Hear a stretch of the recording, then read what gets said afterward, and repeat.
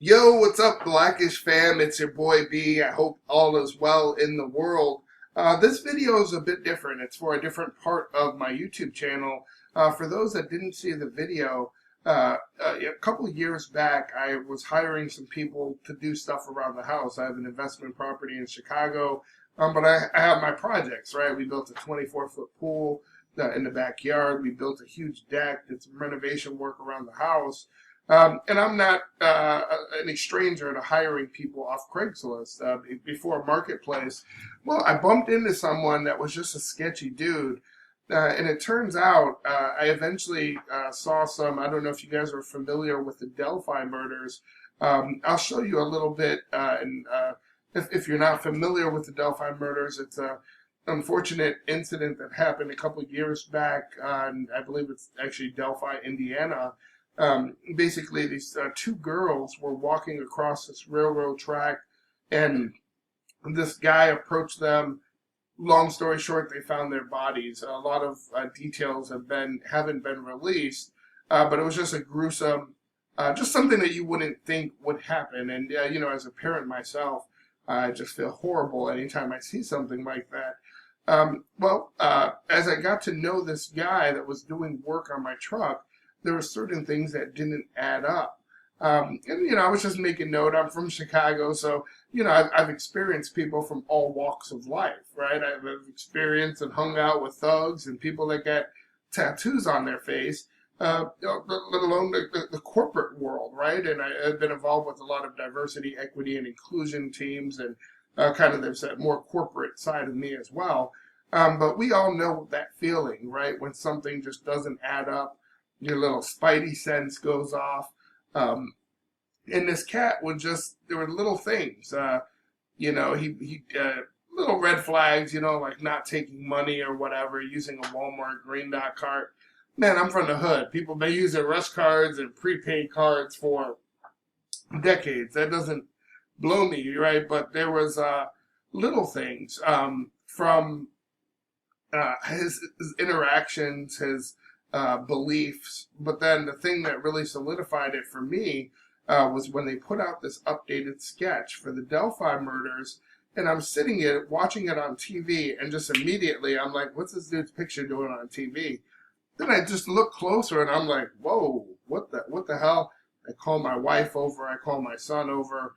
We all agree that it looks just like this cat that we know from Indiana. So I start doing a little research because I actually did a transaction with this guy where I gave him a church van that we had, as well as a living room set for this new apartment that he was in. And I'm a big fan of legal documents. We're going to write it out. I don't care how good I know you. We're going to document this, or it's going to be a bill of sale. Let me see a picture of your license.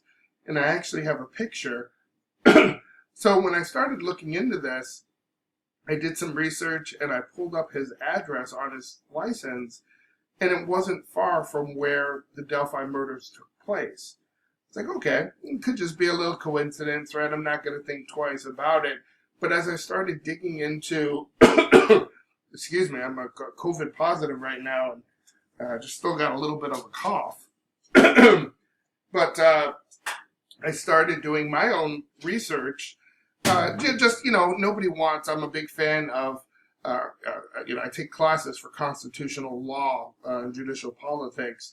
Everybody deserves their due process. I'm not going to be that person that releases somebody's name into the world just because he somewhat matches the description of a crime online. But then I saw there was an audio clip. I listened to the audio clip and I was like, whoa, that sounds like this guy, right? And then, we always felt uncomfortable because this cat just moved into this new place. He was talking about weapons and all these different things. He had Confederate flags everywhere. He was just someone that just rubbed you the wrong way. And he always had somebody with him. He had this person that was deaf. I forget the story, but I actually have his name and I have an image of him as well. But a lot of little things started adding up. Well, this guy ended up just doing a horrible job and was just not able to fix this truck that I had brought him on to do some work on. But as I start learning more about this guy, things are just they're just rubbing me the wrong way. And then one day I was just watching something on the Delphi murders, and I saw the mom just like, everybody says the same thing, right? Somebody knows something. And I was like, as a father, what type of person would I be? It might seem like something small to me, but what if it was a detail that can help make or break this case? Because I'd like to say that I'm a position, I'm not someone that would just randomly say that some guy looks like this description, right? In the black community, what does Dave Chappelle say? There's people that say that we look alike too. We call those people the police, right? But anyway, everybody deserves the benefit of the doubt, right? You don't want to put somebody's name out there that might just resemble this person. But there were just a lot of little things. I just wanted to get that information out to the world, that I knew somebody that lived, within, odd in Indiana. Things started breaking down. You could look at my previous video and I go into more depth, but I'll revisit some of those bullet points in case this might be your first time coming across this video. One of the things was, within about 2 months, no more than 3 months, this guy decides to leave Indiana. He's just leaving the state and he's in a hurry. And I'm just like, I'll send a tow truck over. I send my tow truck to tow this Hummer that we were working on. And this cat was legit selling everything, including the couches that I just gave him when I thought he was moving into this place in Lake Station, Indiana. But he wasn't there more than a few weeks, and supposedly he was moving to Carolina. I didn't really do that much digging, to be honest. I got my truck out of there. But when the new sketch came out, I saw the audio recording. I noticed it looked a lot like him. I saw that he lived in that area. I was like, you know what? I gotta call someone, right? We gotta let the authorities know. And I reached out. I called the FBI number, and it was just completely unprofessional. I gotta give them the benefit of the doubt too, because I've heard in this case, a case that's gotten this sort of spotlight, the crazies come out of the woodworks. And the young lady was telling me that, they're following up on a variety of different leads. I was like, okay, I guess they're going to do their due diligence. All I can do is just rely that they're going to be thorough and that the information is in the right hands. I've done my part. But the lady was just like asking me questions, like trying to, well, why do you think that? And it's just like, just take a step back. I'm just picking up the phone. This is already unusual. It's already something that I really don't do. I'm just trying to let you know that, I recognize this guy. There's a few things that don't add up. But I'm trying to tell you that visually, he looks like this guy. If you go explore this guy and post up somewhere, you can see that yourself. If you're looking for this person, I can show you where to find him, right? I think so anyway. But she was almost questioning me as if I was trying to set somebody up. Like this might have been, my ex-girlfriend's new man. So I'm sure she's dealt with her share of bullshit. But in my head, I'm like, this is a tough case. I'm sure. And it's even tougher for the families that are waiting for the big break in the case. The last thing you need is somebody to be turned off while trying to provide information. And I waited, and to be honest, I don't think I expected, an email. Hey, we checked him out. But I do have a friend that's a state trooper in Illinois, and I said, hey, I reached out to him. He was an old college friend. And I gave him some of the details, and I wanted to see if he got it to the right person. But long story short, I never heard back. I never heard anything. And just recently, when I put out the last video, I was watching something where it was the mom. She was just begging, hey, if you heard something, if you've seen anything, if you think you recognize someone, let someone know. So I decided to make a video and just share the information. And I don't want to put the dude's name out there, but I can help answer any other questions or so. I've been trying to be responsive to comments, and just hope the information gets to the right people.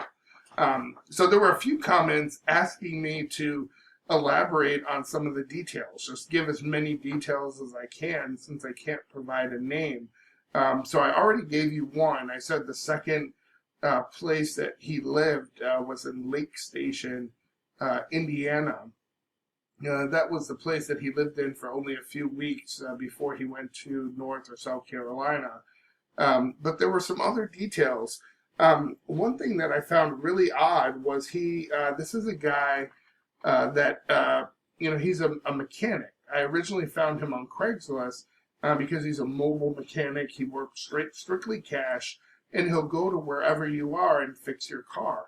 And I was like 2 hours away, but I was willing to pay for him to come because it was kind of a custom build that we were doing, so I was willing to do that. But one thing that I found very odd is he had this really old Suburban, I would say early 90s. I'm not really, the old school, the big body, metal body one. But now that I think about it, the entire Suburban was spray painted, like spray painted black, so much so that the black was falling off. I just thought that was so odd for somebody who works on cars, can possibly paint cars and does work and all this auto body work. Like, if you understand the value of a car, and you know how shitty it's going to look too, once you were to just spray paint it. Thought that was really odd. He also had this custom setup where there were two batteries under the hood, and it almost seemed like he had a generator in the truck. Just an odd cat. He had a person with him that was deaf, that was always with him. This guy had a beard, had a mustache, and I don't know why or how he was deaf, but it was kind of like his sidekick. And he took care of this dude. The guy actually had a small room in like this coach house setup that was in his backyard. And to the best of my knowledge, that guy moved with him to Carolina. They did everything together. The cat even had a really weird son that was, I want to say, he's probably 12 to 14, but was just super odd. That guy went camping and did a lot on his own too, because I remember one day in particular I was there, and he came back with a box with a variety of different snakes that he found when he was out hiking. So they were just like that. They were kind of grimy, they played in the dirt. They were just kind of trashy people.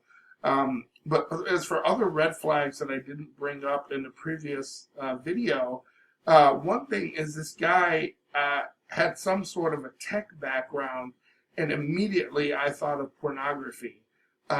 Never, I can't get into detail because there's no other evidence to support that. But I'm an IT person. I spent years in the kind of marketing business world, but I also have a managed IT background, and I know my way around some servers and basic setup for small to medium sized companies, right? And this guy, when I first met him, he had a variety of laptops in the Suburban, and the first thing I think is like, hey, why do you have these old laptops? Like, what are you doing, right?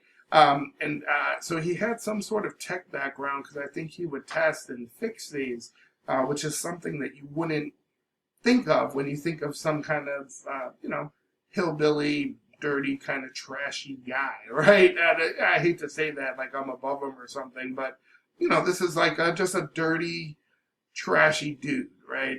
If I could say the least, so he had a variety of computers, and I had an old, a Mac computer that I wasn't using, that I just threw him. So I think he liked it. I was trying to make it worth his while, because he came down like 2 hours to check out my project. So I gave him money for the fuel. I gave him this brand new sofa set that we had for this other property.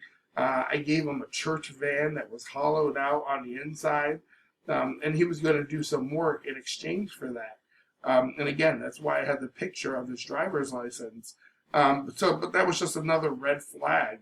Now that I think back, and I'm thinking of all the red flags, like it's when something's a coincidence. Yeah, I get it, right? If the cat would have been, if he would have matched the description, and I would have been like, okay, he's, that probably fits a certain percentage of people. But the fact that he lived in the area, that was just another coincidence, right? The fact that he seemed to be moving around and needed to get the fuck out of town was just another red flag, because the hype around Delphi and what happened there was really growing.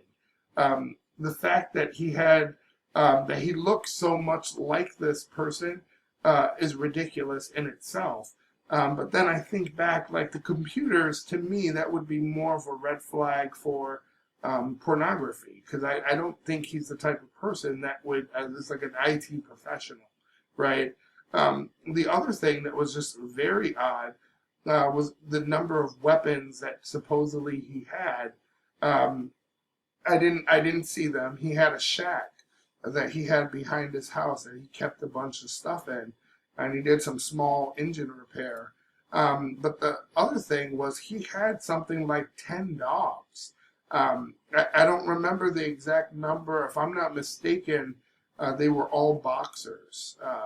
He had so he was flipping because somebody had babies or whatnot, but he was growing them to a certain age because they weren't just puppies. These were like dogs. And he said that it alerted him when somebody came around, or if somebody was rolling in the yard. They always knew when people were around. But this cat it had to be like 5 or 10 dogs on the property, which was just crazy. I'm not really a dog dude like that. I like dogs in small doses, small to medium at best. So I just, you would feel uncomfortable. I think those are the just the other points that I left out of the last video. Yes, he has a big body Suburban, old school, that was spray painted completely black, like blacked out. If I'm not mistaken, it had some red and black. But the guy was a constant drinker. I remember he had a bunch of beer already when he came, already in the truck that he was going at. Let me see if there's anything else. I don't think so. Oh, I did. I was trying to stalk him and go through my information because it was a Google Voice, because it was a Craigslist transaction. I was using my Google Voice phone number, which actually stores the information for quite some time, and it's outside of just having a phone, right? So I was using that phone number to communicate with them. I was trying to see if there was a voicemail, something where I could have an audio clip that I can share, or I could send to the authorities, because that way I'm sure they can do an analysis on the clip that they already have, and that would probably be a better indication than he looks like this dude, right? But I don't have a single audio clip. Now, I have a few pictures of him. Of course, I don't want to release them. But one that I did want to release that I thought was interesting is I did find one where he has this kind of camouflage hat. The reason I thought that was interesting is I was reading about Rich Guy. People were trying to break down his hat. So if you could, there was a picture where he had this kind of camouflage hat, and it says something like DBC or DBG on it. I just wanted to share that image. I'll share it with anyone, the people that have reached out to me via email. I can at least share this with you. I have some pictures of shoes, pants, a yard he had. Those are his shoes. One thing that was a bit scary is he had some pictures. Again, this is a guy that likes being in the outdoors. And he had some pictures where he was on this elevated position, but I can't tell where in the world this is. If you could see there, and they were just pictures that I took. Now, the guy does have a social media. There's not a lot on there. And there's also, he had some buddies that were the dude that was always with him. Now, I blacked out his face, but let me see if I can show you this. I thought was interesting because the buddy has on the same type of hat. Let me see if you can see that. This is the guy that was just always with him. So, again, these are just outdoor guys. There was just a lot of coincidences. So I just thought I'd get the information out there and share it with the world. And of course, with the authorities. So if you have any questions, I'll do my best in the comments to answer them as best I could. Really, it could just be just a crazy coincidence, right? I think I would prefer if it were. But I would feel like I at least need to do my part and explain my interactions with this guy, so I can just let it be known that, when people are like, yo, somebody has to have seen this guy. Someone has to recognize this picture. I just think it's important to say, like, yo, I do know somebody that said they recognize that guy, and it happens to be an odd character. And what we know about him happens to fit, I think, what we know about the case. So, hopefully I'm doing my part. I'll answer any questions that I can, and feel free to share it with whoever you like. I'm not really too scared about this guy. He moved to one of the Carolinas, but I was doing some research on social media, and it looked like he might have moved to Georgia. But it's not something I haven't really been actively trying to track him down or really doing too much research. But I did find a picture of the car. It was just, it looked like it was a lowered Suburban. I'll have to find that picture. It's in one of my Google Drive folders, but hopefully it helps. But a lot of people ask me to share any other details I know. I definitely forgot about the dogs, and the amount of dogs there just seemed very unusual to me. So if you were trying to think can this really be something that's relevant to the case?